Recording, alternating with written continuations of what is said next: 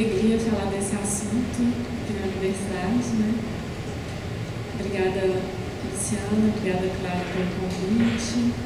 E, de certa forma, é uma estreia desse grupo, que é um grupo de estudos também, a Clara vai falar um pouco mais.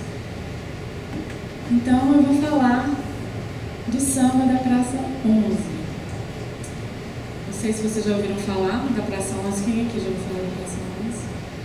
Esse território mítico do samba, né, endereço da famosa casa da Tia Seata, frequentada por ilustres personagens como Pixinguinha. Como é que passa isso? Ah, não está ficando.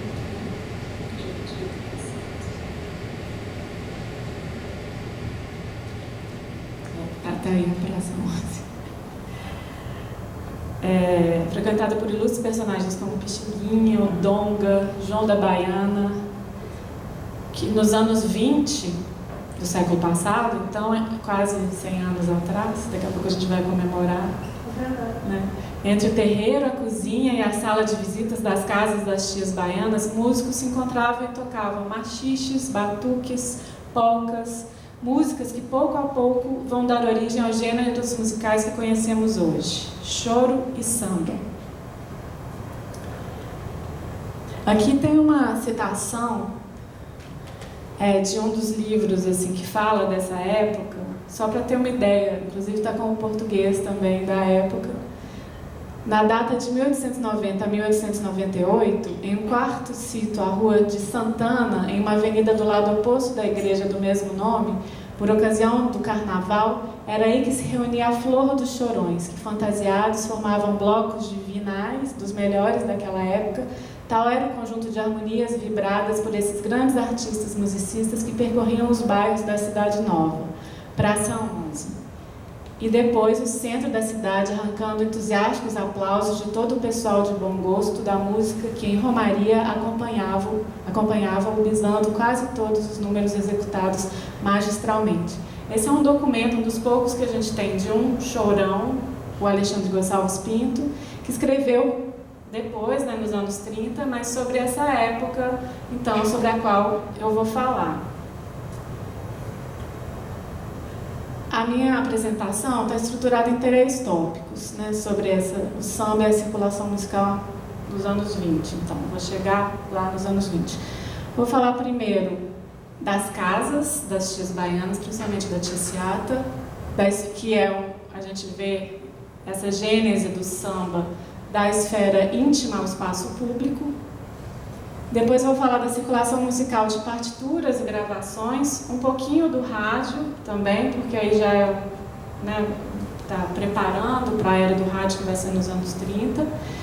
E depois vou falar do Pixinguinha e da turnê épica dos Batutas, que é um grupo e também é um marco nessa história dos anos 20. É consenso na literatura da música popular brasileira dizer que entre 1917 e 1931 a vida musical popular brasileira se modifica radicalmente. Por exemplo, o Carlos Sandrone, irmão da Clara, tem um livro sobre isso, sobre essa transformação do samba nessa época, etnomusicólogo. Ao menos, como padrão fonográfico, surge um novo gênero, né, que iria mudar nossa história musical, o samba. A princípio, a palavra samba designava as festas de dança dos negros escravos, sobretudo na Bahia do século XIX. Com a imigração negra da Bahia para o Rio de Janeiro, as comunidades baianas se estruturaram de forma espacial e cultural e tiveram nas tias senhoras que exerciam um papel catalisador na comunidade, que era o seu elo central. Isso quem vai falar também é o Marcos Napolitano, um outro historiador. O Simas, que é um outro historiador também que fala muito da história do Rio, ele vai falar que o samba é resultado da cultura da malandragem como uma cultura da negociação diante da cidade em trânsito, uma cultura do jogo. Simas remete à capoeira, eu cito, cultura que negocia, transita, dinamiza e que forma redes de sociabilidade entre a rasteira e a bênção, ele diz. Diante da urbanização crescente que vai acontecer aí, que a gente vai falar um pouco mais dela no segundo tópico, com a abertura da Avenida Rio Branco, né? O Simas vai apontar microdiásporas, ou seja, diásporas internas ao longo das reformas urbanas. As populações pobres, oriundas dos afrodescendentes, desalojadas e obrigadas a viver em trânsito. E explica, se a criação do samba remete à região consagrada como Pequena África, Praça 11, Cidade Nova, é dessa região que a gente está falando, ela fala também de outras pequenas Áfricas. O samba urbano do Rio de Janeiro surgiu em diversos lugares ao mesmo tempo, em função das microdiásporas que acontecem o tempo inteiro.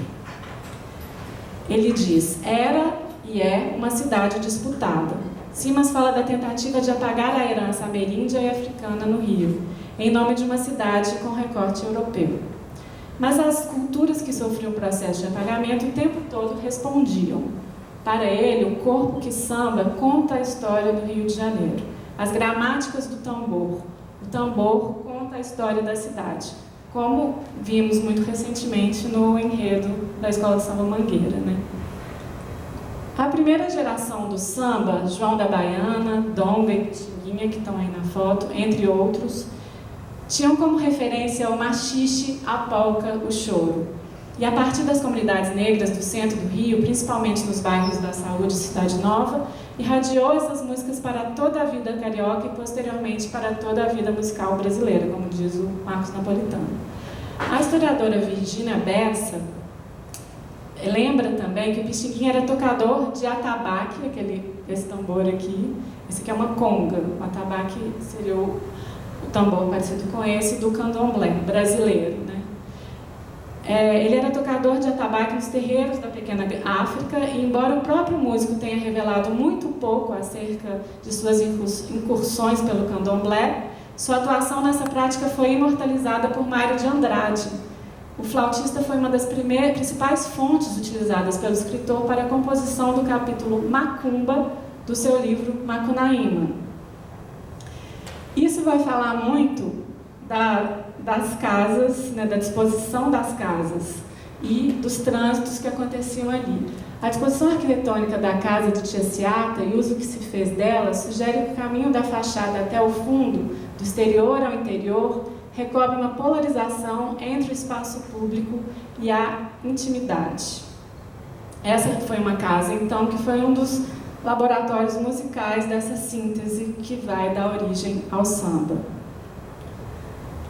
Alguns relatos, alguns depoimentos desses sambistas sobre essa casa e outras de tias baianas, que eram várias nessa região. A festa era assim, baile na sala de visita, samba de partido alto nos fundos da casa e batucada no terreiro, como diz o João da Baiana. A Carmen do Chibuca vai dizer, baile na frente, samba nos fundos.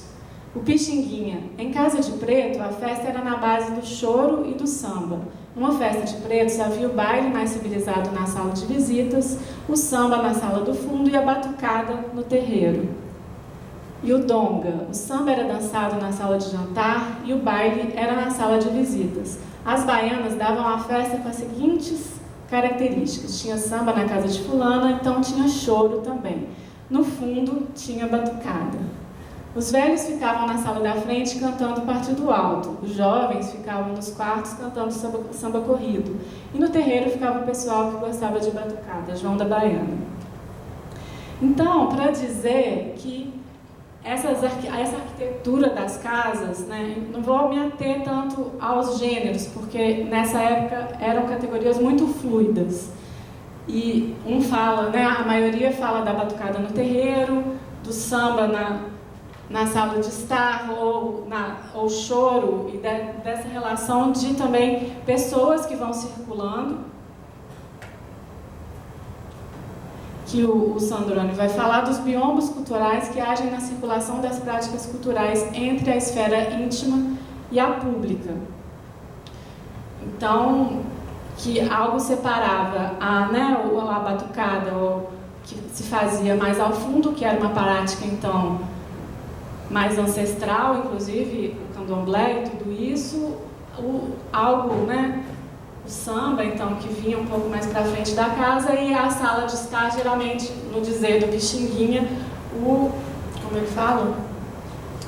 O baile mais civilizado. organizado e que tinha diferença também nas formas de dançar. Então, se a batucada era dançada, era uma dança individual, né, coletiva, já na sala de visita eram danças de par enlaçado.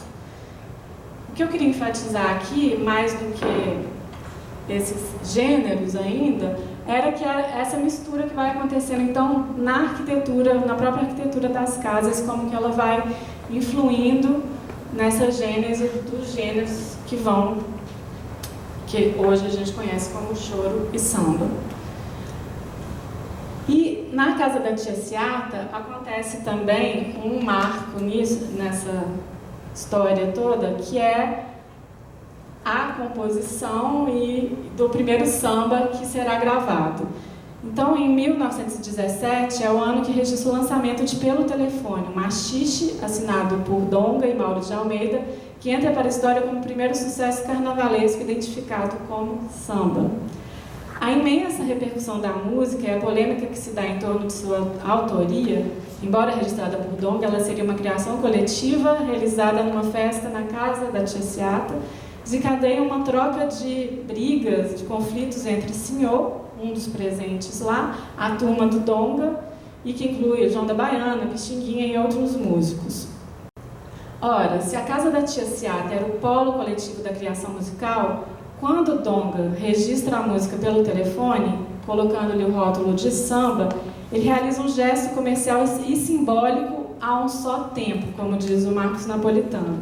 Comercial porque registrava uma música que reunia elementos de circulação pública, e simbólico na medida em que tanto o registro de autoria na Biblioteca Nacional, em 1916, quanto o fonográfico, com o selo Odeon, em 1917, permitiam uma ampliação do ciclo de ouvintes daquela música para além do grupo social original. Isso é depoimento do próprio Donga.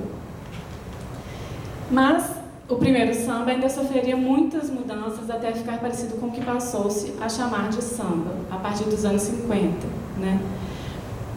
E ao longo dos anos 20, o samba oscilava entre a estruturação rítmica do machixe e da marcha, como sugere também a polêmica entre Donga e Ismael Silva. Donga vai defender que Pelo Telefone é o samba, precursor e original, mas Ismael qualifica-o como machixe. Vamos escutar um trechinho, então, dessa primeira gravação? Pelo Telefone, samba carnavalesco, gravado por Baiano e o Corpo de Coros, para a Casa Edson, Rio de Janeiro.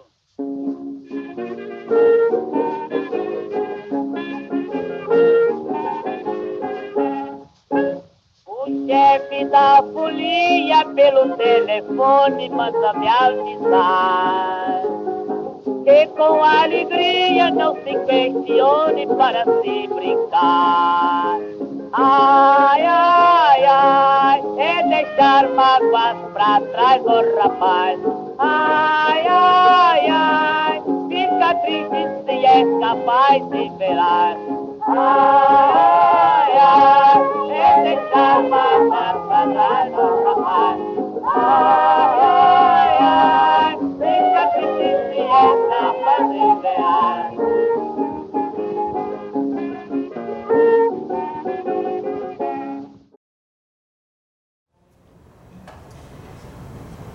O samba, enquanto gênero, não nasceu estruturalmente definido, né? Ele vai sendo construído e ressignificado à medida que novas performances e espaços musicais assim o exigiam. Então, das casas das tias baianas aos botequins da Cidade Nova, aos botequins da Cidade Nova ao Estácio, da festa caseira à gravação comercial. As mudanças no samba entre 1917 e 1930 foram mudanças musicais, coreográficas, sociais, político-culturais. As clivagens são amplas e abrangentes e acompanham as mudanças na própria história sociocultural brasileira.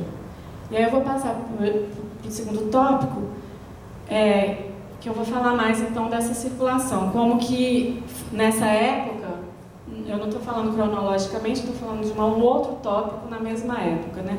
Foi se estabelecendo no Rio um circuito de produção, difusão e consumo da música popular, envolvendo diferentes camadas da população. Tal circuito vai se valer das novas formas de produção e divulgação do lazer. Como veremos a seguir, Mas as festas coletivas, como as da Tia Seata, elas continuam a funcionar como termômetro de vendas de discos e partituras. Como diz a Virgínia Bessa, a cultura espontânea das ruas foi sendo pouco a pouco substituída pelo entretenimento pago, o que, no entanto, não significou a total abolição das antigas formas de sociabilidade, tampouco das manifestações de cultura popular, que foram absorvidas pela nascente indústria do divertimento. Primeiramente, as partituras, que já circulavam desde o século XIX, embora o trânsito entre as culturas urbanas de diferentes países já houvesse se internacionalizado com a comercialização de partituras, desde o século XIX o disco aumentou vertiginosamente as trocas. Então, pensar a história do samba é uma história transnacional. Hoje eu nem vou trazer muitos elementos, mas é uma história que já, desde o início, está imersa nessa circulação, primeiramente de partituras e depois de gravações. Importante lembrar que a caracterização dos gêneros populares brasileiros ou estrangeiros não era tão nítida quanto pode parecer à primeira vista. A enorme variedade de ritmos musicais devia-se mais a uma exigência comercial, a de oferecer um rótulo atrativo e vinculado a certo modismo, do que a uma real diferenciação entre gêneros. Então a gente vai ver todo tipo de caracterização de gênero, desde a polca, machixe, samba, tipos de samba, até choros e várias, inclusive gêneros fantasia, que eu não vou falar muito agora. Assim, ao longo das décadas de 20 e 30, vamos assistir à consolidação histórica de um campo musical popular. Então, já um pouco para frente, Alguns fatores tecnológicos e comerciais foram fundamentais para a consolidação desse processo. Sobretudo as inovações no registro fonográfico, mas também como a invenção da gravação elétrica, a expansão da radiofonia no Brasil, principalmente a partir dos anos 30, e o desenvolvimento do cinema sonoro.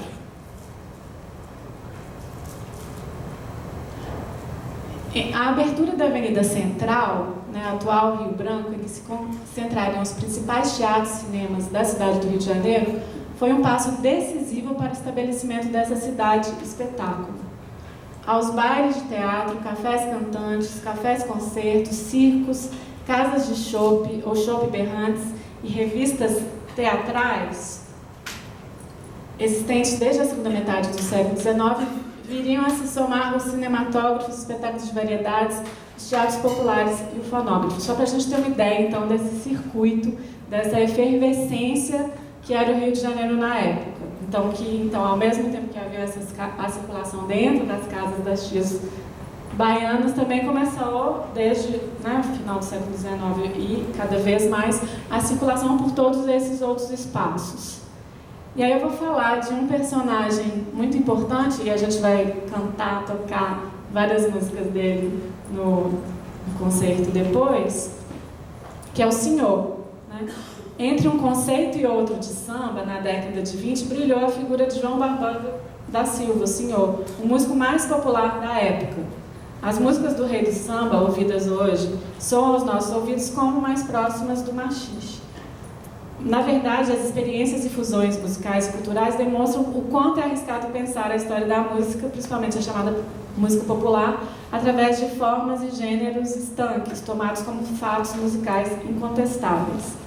O Senhor, que nasceu em 1888, foi compositor, pianista, cavaquinista, flautista, violonista.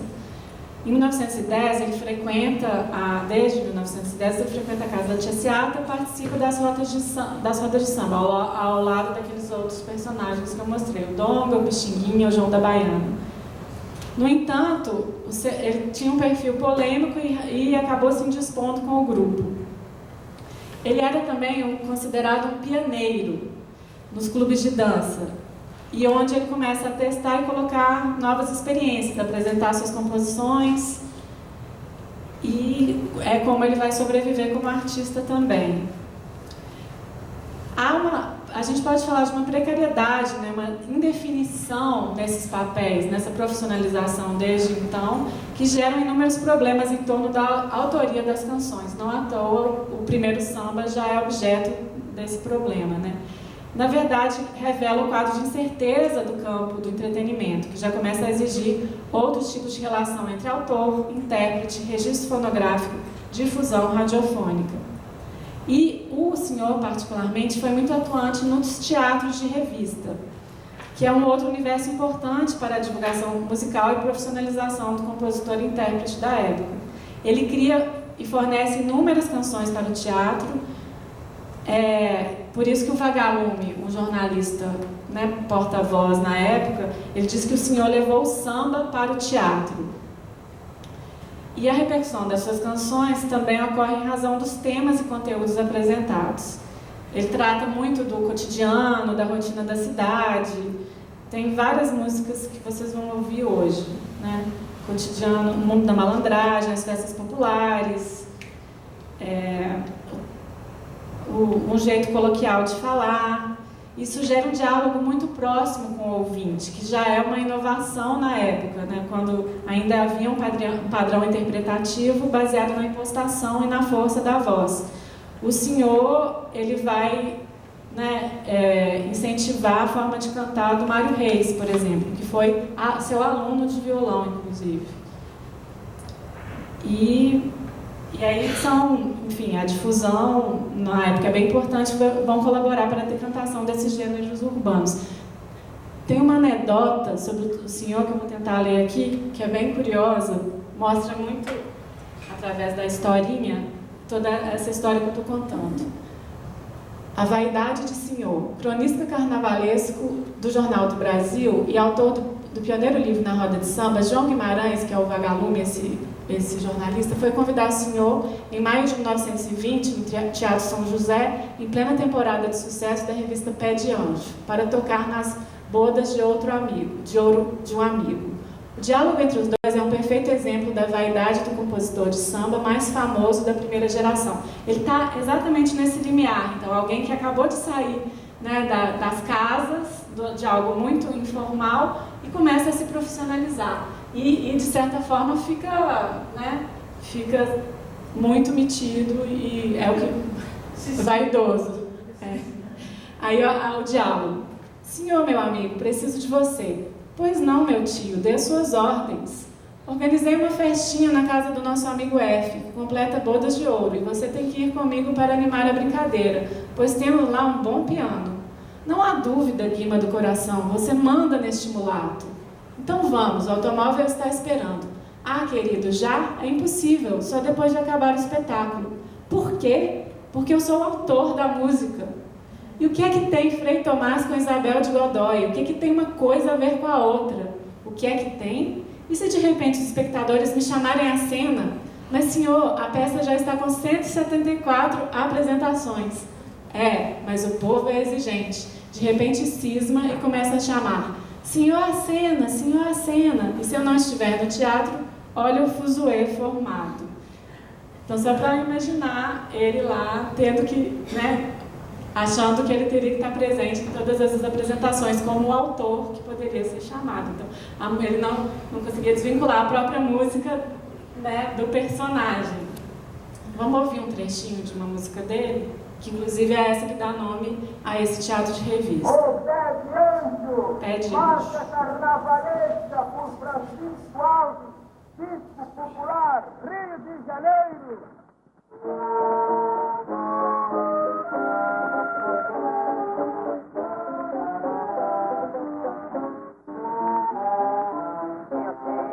Uma tesourinha, importa ouro e marfim, guardou também pra cortar as línguas que falam de mim. Eu tenho uma tesourinha, importa ouro e marfim, guardou também pra cortar.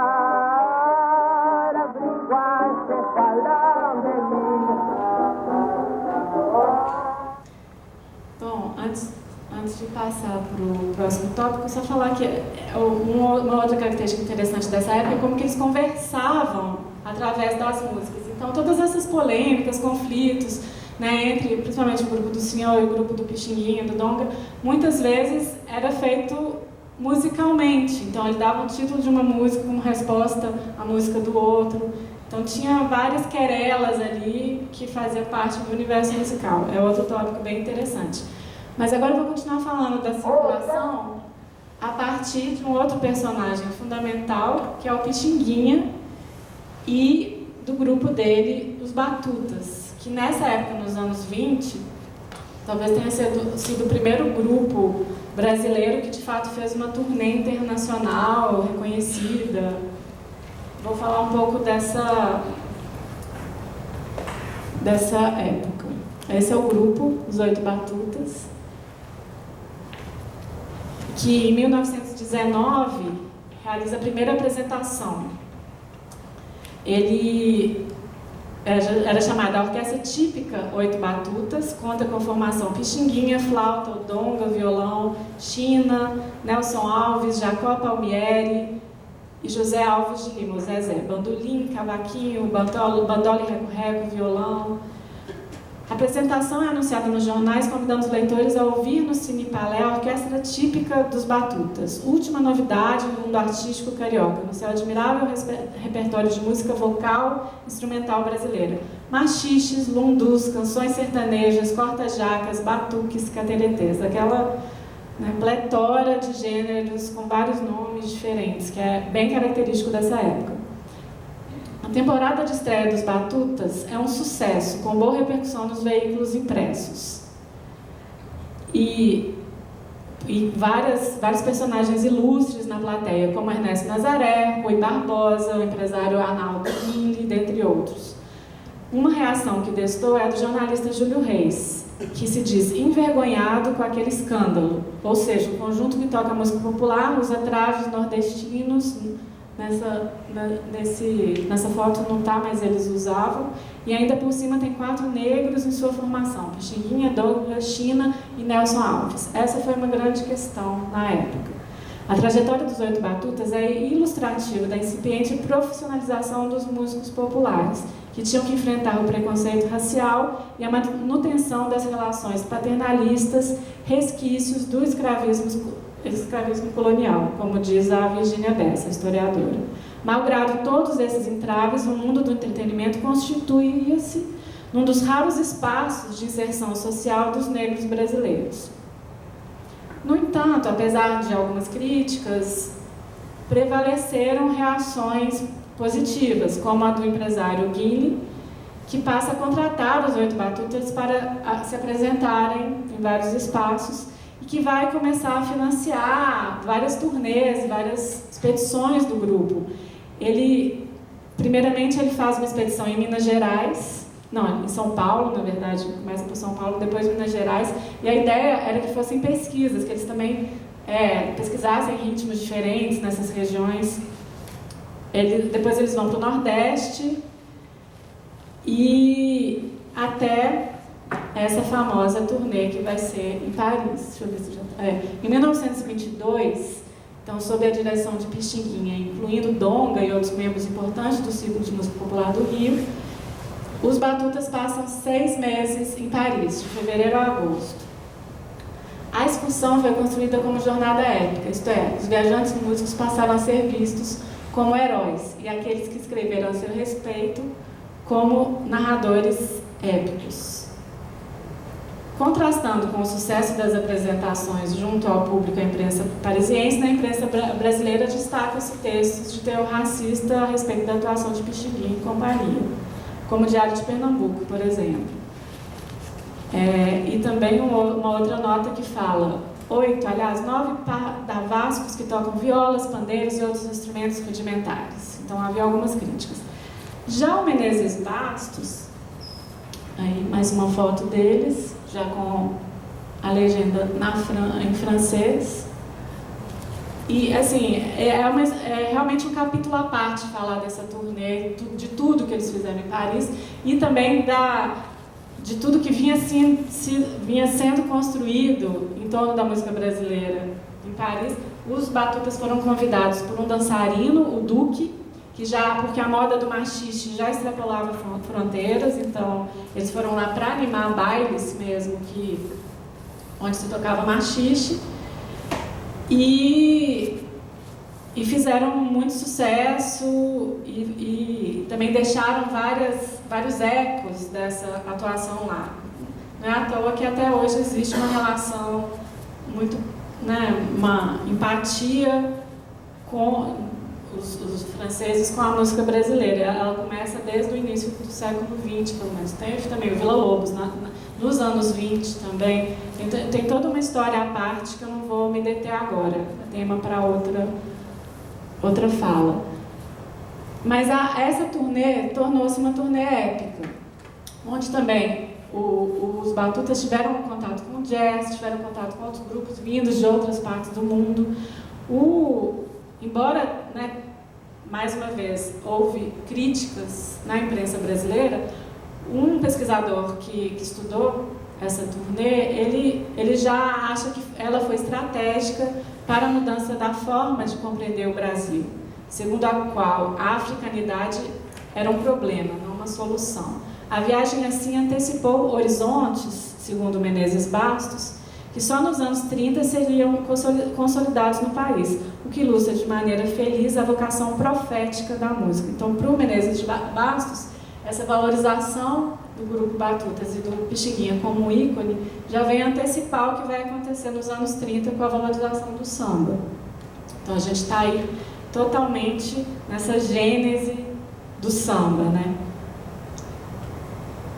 Aí eu queria mostrar para vocês um trechinho, é de um filme bem posterior, que é o Saravá, de 1969, do Barru,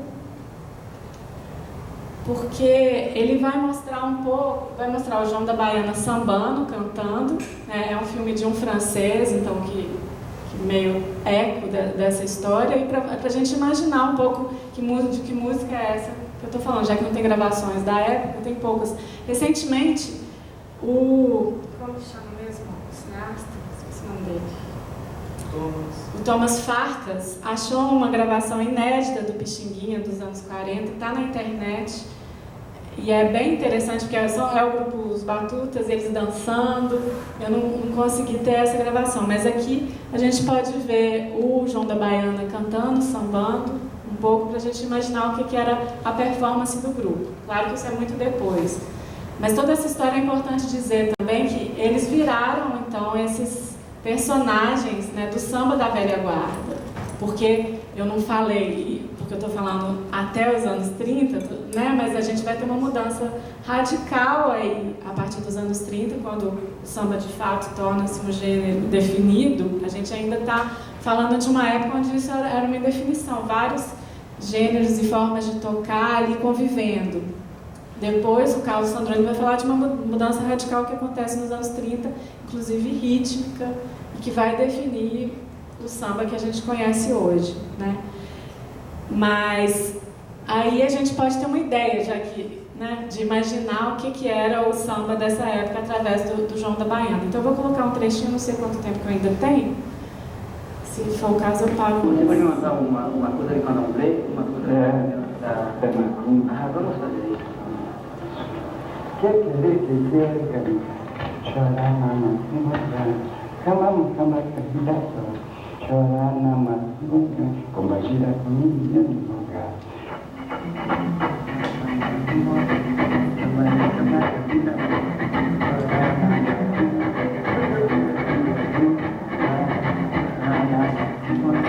Está tocando é o Baden Powell.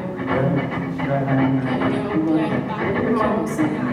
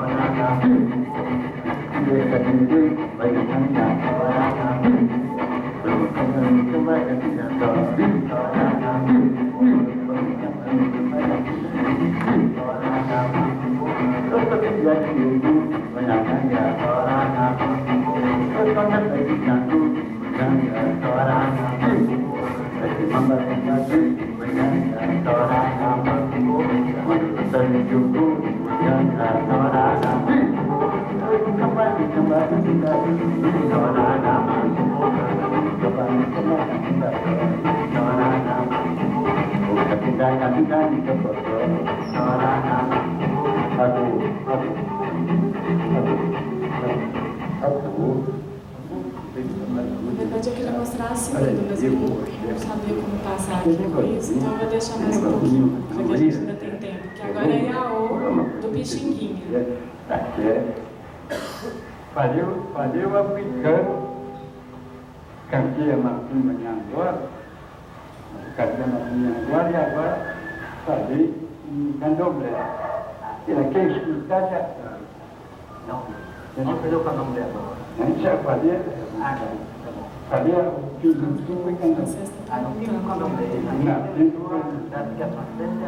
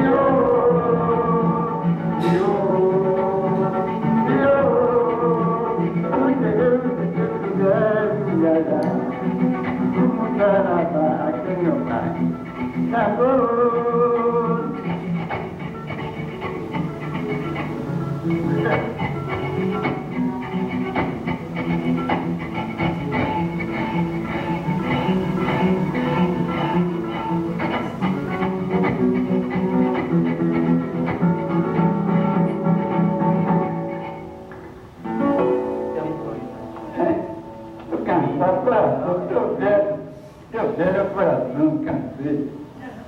Estou cansado, eu velho coração. Esse é quem? Esse é João da Baiana. Depois no filme vai aparecer o Pixinguinha também, tocando saxofone com ele. Quem puder. O filme se chama Saravá, do Guilherme Barru. Vale a pena assistir inteiro.